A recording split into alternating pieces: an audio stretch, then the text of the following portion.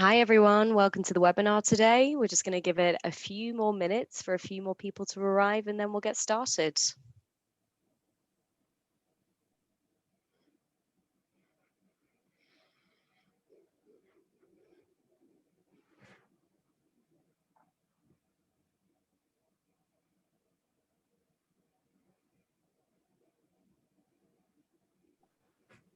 Great, starting to see a few more people join now. We'll give it to, let's say, 3 minutes past. We'll have a check up on numbers and then we'll get cracking. Thank you.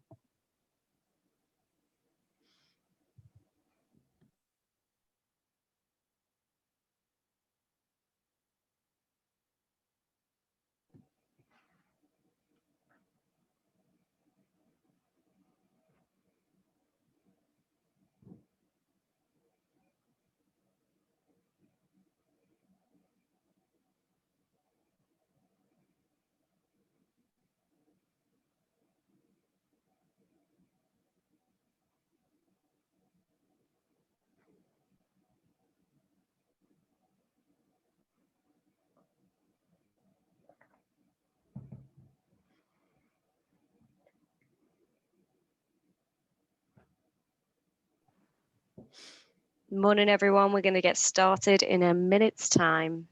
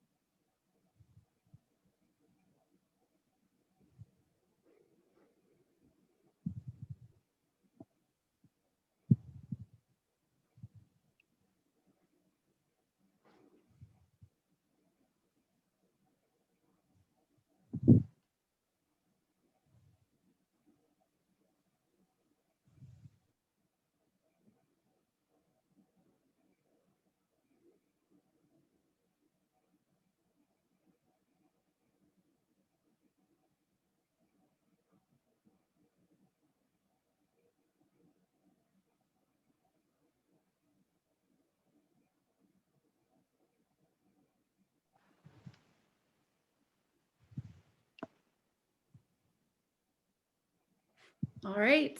Hi, everyone. Thank you so much for joining today. My name is Kate Mulholland, and I am the Director of Business Development with URCSI. Hello, everyone. My name is Danny Abulella. I'm the Head of Account Management and Customer Success Departments at Rand Muller and our new brand, Letters, powered by Rand Muller. Happy New Year, everybody, and a bit belated, I know, but thanks for joining today. Yeah, what a year 2020 has been. It's honestly, I would say, a year for the books in so many ways, social, economic environments, and yeah, of course, it has also impacted our favorite topic, property management. 2020, it came along with entirely new situations. And today we want to introduce you to some findings that we made in this out of the norm year. And we want to speak with you. We want to speak a little bit about the impacts 2020 had on property management. Okay, yeah, firstly, we made a couple of analyses out of the data that we had in 2020, and there's one very big topic that came across. This is what I also would like to start to talk about today. So because there's a certain degree of disconnect and friction points between property managers and tenants that we have identified. And these friction points, they were further accelerated by COVID in 2020. And that is due to a lack of communication. So communication has been negatively impacted by COVID and caused by this new lack of in-person contact and new restrictions for in-person contacts at all. There were some developments that are worth mentioning. So instead of the accustomed familiar communication, there are new methods in place. I'd like to give you some examples. Communicating via email only, putting notes under the doors anonymously. So this, to a certain degree, it has demonstrably impacted the well-being of tenants. And this is not because property managers do not want to communicate with their tenants anymore in the way they did in the past. It is because of this pandemic. And an interesting question is rising from that. So which impacts does that have on operational efficiency, on costs, on risk of property managers' organizations? Kate, I mean, you and your CSI, you're experts on that topic, on tenant communication. What's your stake on that? Yes, communication has been a massive hurdle for property managers and tenants who did not have a resident portal in place. One of our recent property managers told me how, in order to send notifications to their tenants, one of their managers has to drive from her home in one town to their office in another to print out those notifications, and then drive further to each building and physically put the notices under each resident's door. Communication becomes a major hurdle when technology is not there to help. And then with that lack of communication comes the isolation that's felt by tenants.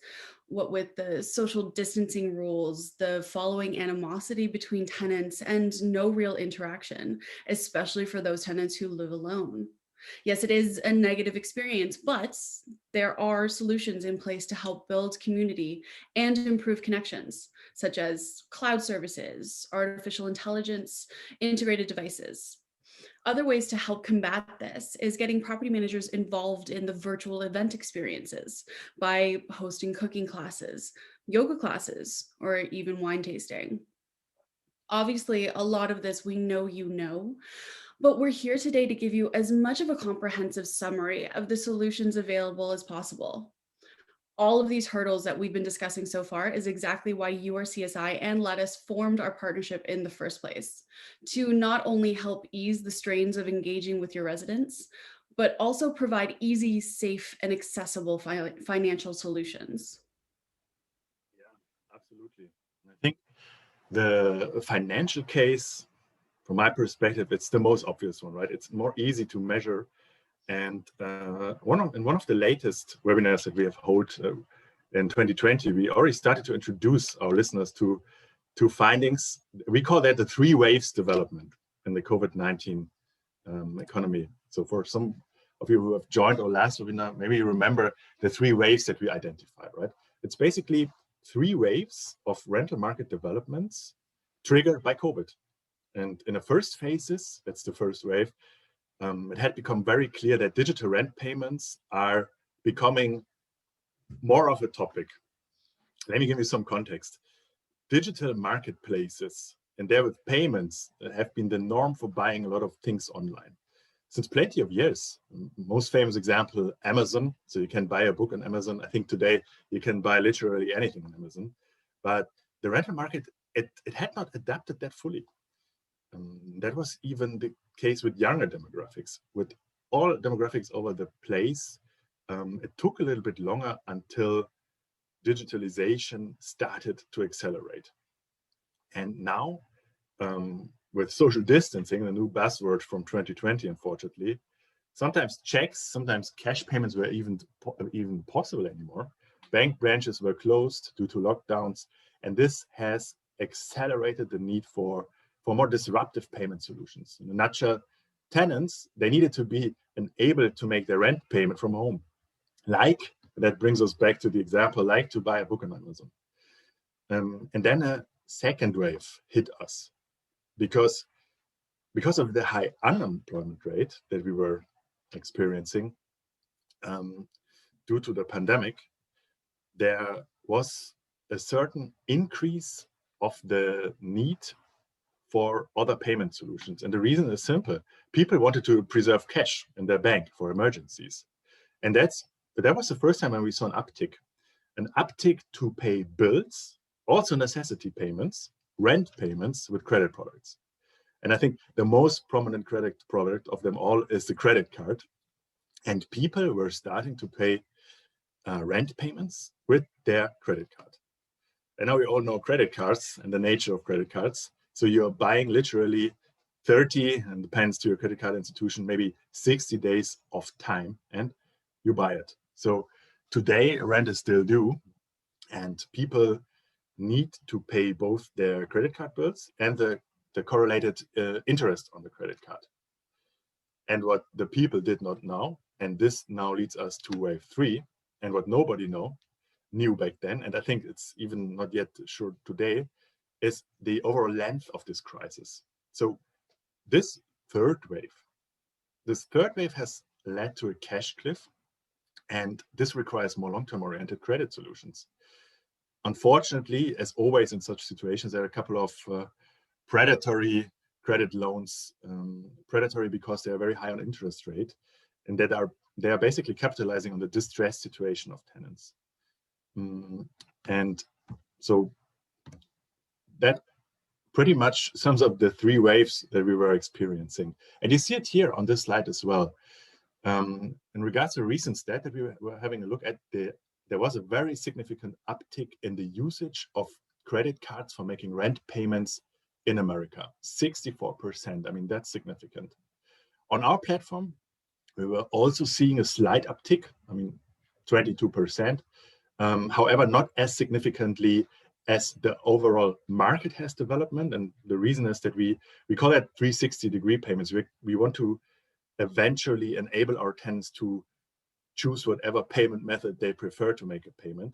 So one can say that the overall adoption of digital payment has increased too, and to a certain extent, credit cards as well on our platform. We are here.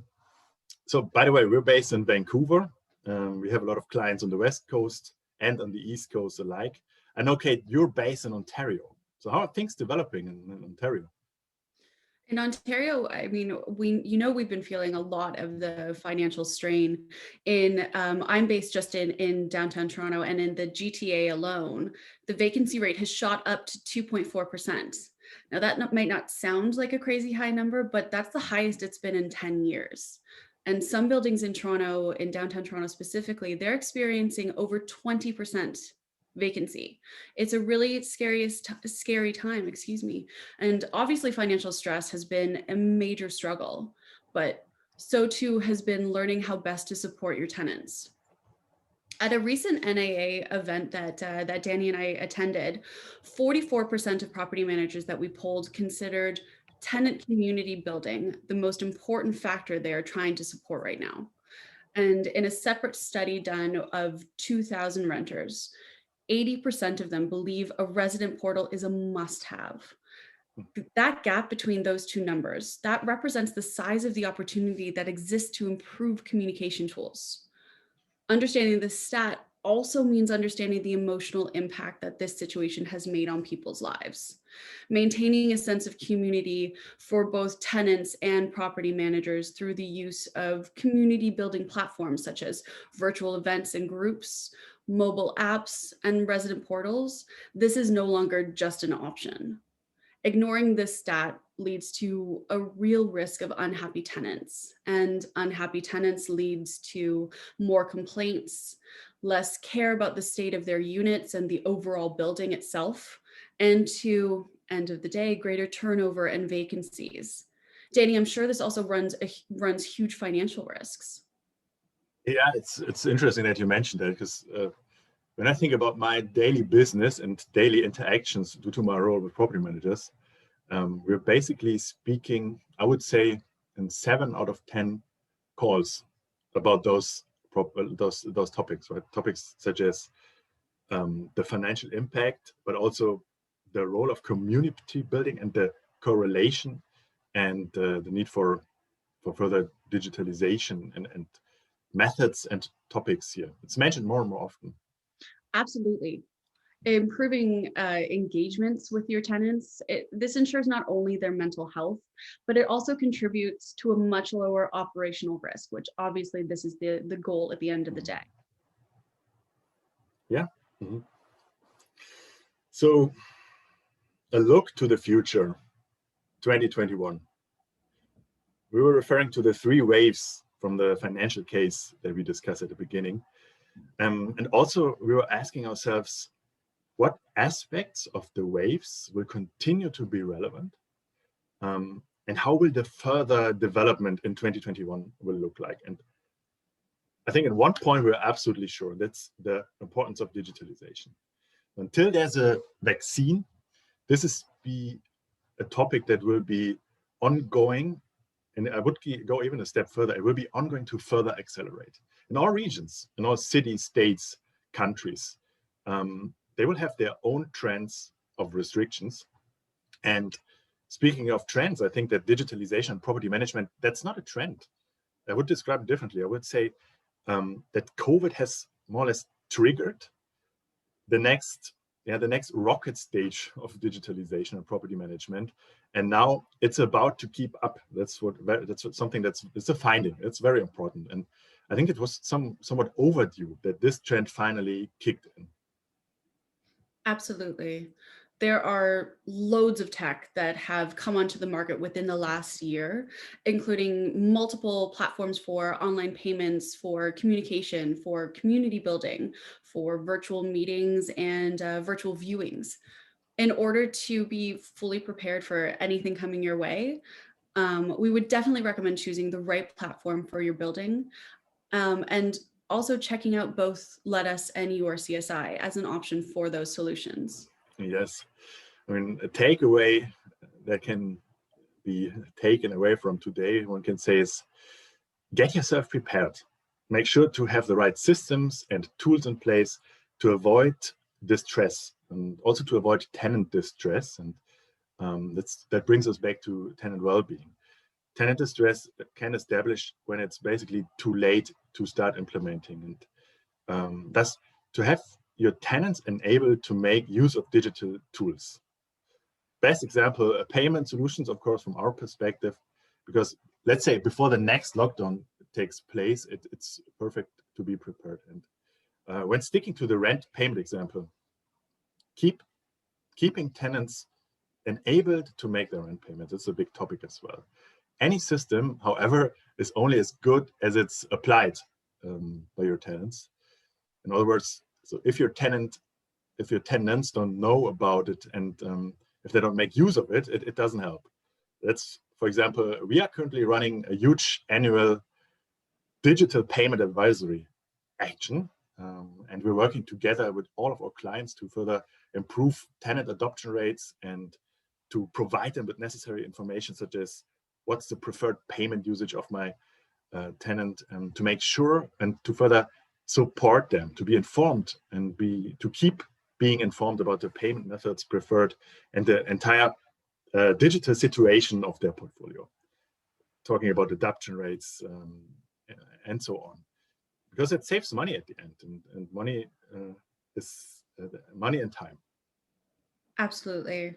By properly adopting our platforms, you're able to save yourself an average of 30 hours per month. And as we all know, time is money. We really are all in this together. Mm-hmm. Yeah, I mean, such a good point. We're all in this together, and we can, what I would say is, let's speak with each other, right? Let's exchange ideas on these topics to get out of this together better. And we're also extremely interested in your opinions and your experiences here. Absolutely. So some of the key takeaways from this session today. Firstly, community is key to happier tenants.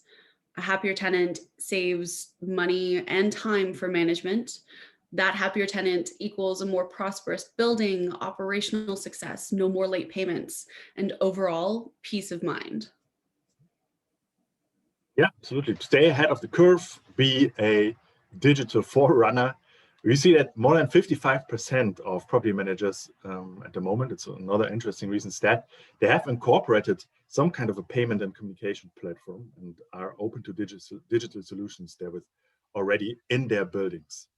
And yeah, within that array, community building and payment solutions, but also the ease of payments, they are two top trends. If you prepare yourself, COVID doesn't have to be as impactful on your building.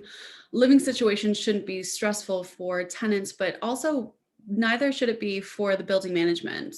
Access to easy communication and updates leads to less stressed tenants and building staff. We said that before, but I think it's worth saying it again. It takes community connection and interaction to get through a pandemic. This brings us back to the very first saying of it's a social economic development that goes along with this pandemic. And it takes a certain level of online adoption to create effective community engagement. And all the trends that we are seeing right now in the property managers industry, they are stressing this importance of becoming digitally focused. We at Lettuce and URCSI, we're here and we want to help you build a positive resident relationship and learn what it takes to create that very organic and pleasant community feel. With happy residents and happy management, you're placing yourself in the best position to manage a community with success. And this is just what positive resident relationships do for you. To learn more about building resident relationships or the importance of doing so, Danny and I are always here to help. We're always available for questions or anything like that. And also, please feel free to check out both rentmula.com and urcsi.com today.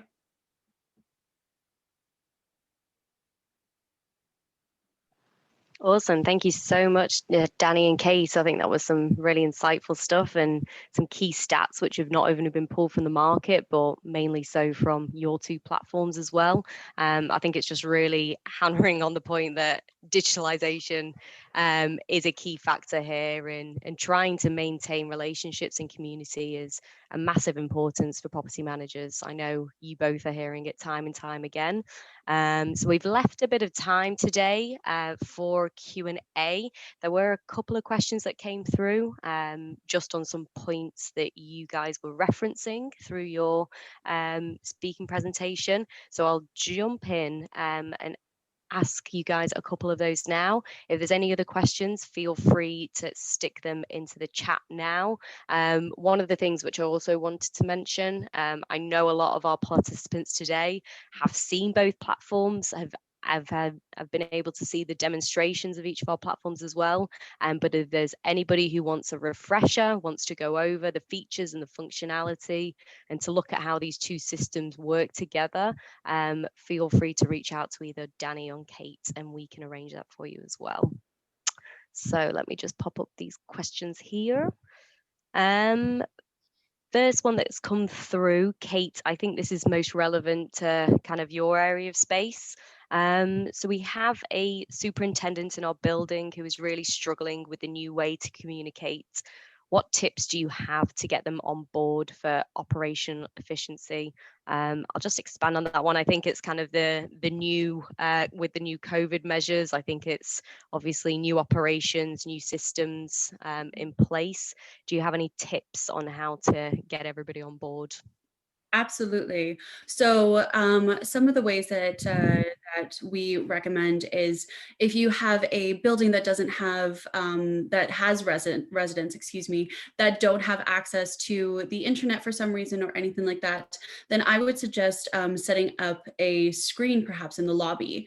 Our system, URCSI specifically, we're compatible with most lobby screens so that you're able to post notifications on that screen. So there's really no reason a resident is missing out on that. I think it's really important that you provide all ways to really be reached.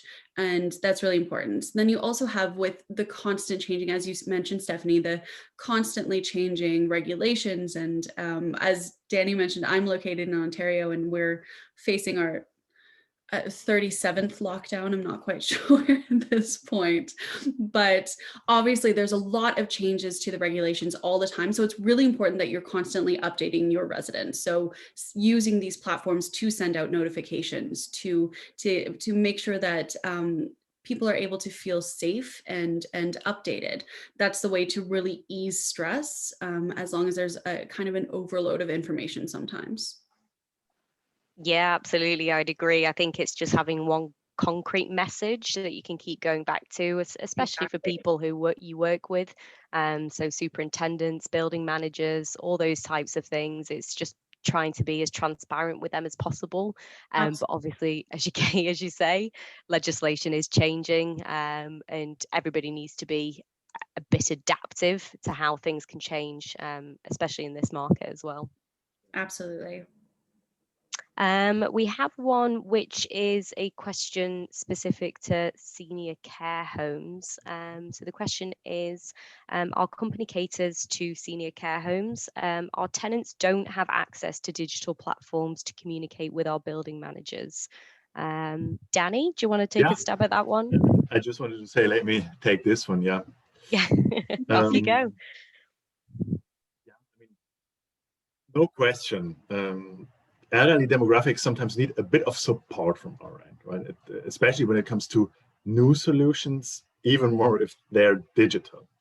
What we do at Lattice is we give the tenants a chance to reach out to us on the phone. So in a nutshell, we're running a phone hotline or a customer success phone number. It's a better way to describe it. And we are educating, especially the elder clientele of our clients, in a very gentle way, and support them with making their first payments, educating them on how to make that payment, and explain to them what options are available. And I must say that the learning ability is very high, especially or often also in the elderly demographic. So they're making use of this channel to touch base with us, and we're very happy about it. We love to support here, and we see that sometimes the next time they're already able to make a payment themselves. So yeah, I think that's the stake on that. Yeah, and I think you've answered that one. And I think it's, just kind of emphasizing on that as well, is that we, on the payment side, but also on the community building side, is quite a custom plan which is pulled together. So we work specifically with the property managers, but then we also work very closely with the property managers to help start communicating to the tenants as well. So we really like to kind of have that overarching customer support across both. And I know that's the same on both platforms, which is, another reason why there's such synergy there. Another question which came through, I've just scrolled up. Kate, I think this is when you were speaking about kind of some activities and just general things you can do while obviously in-person events aren't available. Do you have any tips on how to improve tenant experiences while we can't do these in-person socials? Absolutely. So some of the things that I mentioned before are actually happening with our property managers, with some of our property managers, the online, the virtual yoga classes. That's obviously for the more active of property managers. The virtual cooking classes, that's a really popular one. Through the URCSI platform itself, we have a community event section that we actually update as well. And we tend to keep that chock block full of actual in-person events that are happening, but due to COVID, we keep it filled with online virtual events so that tenants have a lot of options to keep active and engaged while also continuing to self-isolate and keep themselves safe. I think it's important to just offer those options. If obviously you don't have a property manager who's able to take anybody through a yoga class or things like that, then it's definitely important to make sure that that section on the site is filled up with lots of online opportunities. There's a ton, as I mentioned, of virtual events available, and definitely important to allow residents an opportunity to engage with your site, but also with those events. Awesome. Thank you, Kate. And just building on that again, I know that you guys have had to incorporate a lot of new kind of solutions providers, and it's great because the offerings have just doubled on the platform about what is available. Absolutely. which is, yeah, I mean, I know I've taken part in them. I know other people have, and they're definitely beneficial in buildings where there is such a strong sense of community and that in-person aspect is taken away. Absolutely. I know there's also some wine tasting classes that have been happening through some of the buildings too. So there's a little bit of everything for everyone. Yep, that's the one I attended. One final question then, unless anything else comes through. Danny, I'll ping this one over to you. With the eviction moratorium ending in the US, we've noticed an increase in missed and late payments. It's unfortunately got to the stage where we've had to evict some tenants from buildings. Any suggestions on how we can maintain tenant morale during this difficult time? It's a fantastic question. Yeah, I mean, we're speaking about the stressed part of the US rental market here. And we have some first source data from 2020 when it comes to that. And I think also in tenant interactions, I mentioned our customer success team before. In tenant interactions, we discovered that in a nutshell, tenants, they want to make their payments in this market, but sometimes they cannot. Right? And this is definitely decreasing the morale, and it's also important to be aware of from a psychological perspective. And how can one support here? I would say at least give those tenants the options to make their payment in whatever way they want to make a payment, right? Enable your tenants and give them choices to go with the payment method they prefer, because this is literally a diversification of risk. The more options you give, the higher the likelihood that a tenant can make a payment at all, because he or she then has the possibility to choose. And then, of course, also the higher likelihood as a property manager to receive payments and to receive them in time. Because imagine if your tenant can only pay, let's say, by check, there is a risk of lockdown. And if the so keep your tenant enabled, because to close that cycle, as the more tenants are still able to make payments here, the higher the morale should remain at the very end, right? This is a finding that we at least made. So because you help your tenants with that. Yeah, definitely. I think you've said it. Everything you've said there is very key. It's enabling your tenants, giving them access to all the available options. But it's not only just to make sure that you get paid as a property manager. Obviously, that is the goal here. But by doing that, you're avoiding having to do some tougher parts of the job, which are evictions. So I think avoidance is key for that as well. Absolutely. But yeah, I think flexibility is definitely an option which is preferred by any type of tenant right now. Yeah. To say it a bit more easy, I mean, you nailed it. I mean, flexibility leads to an avoidance, and avoidance is preferred. And so to achieve that, make it as simple as possible for your tenants. I think just looping back, because I know Corey in the question asked about how to kind of keep up morale as well. I suppose if it does get to that stage, and unfortunately evictions do have to be done, I think it's just about being as transparent with all of your tenants as possible. So yes, we all know that this is a key factor in the market right now, where unfortunately evictions are happening. But there are things that can be done to keep people positive and keep people aware about what the potential is as well. So I think it's just about transparency in that as well.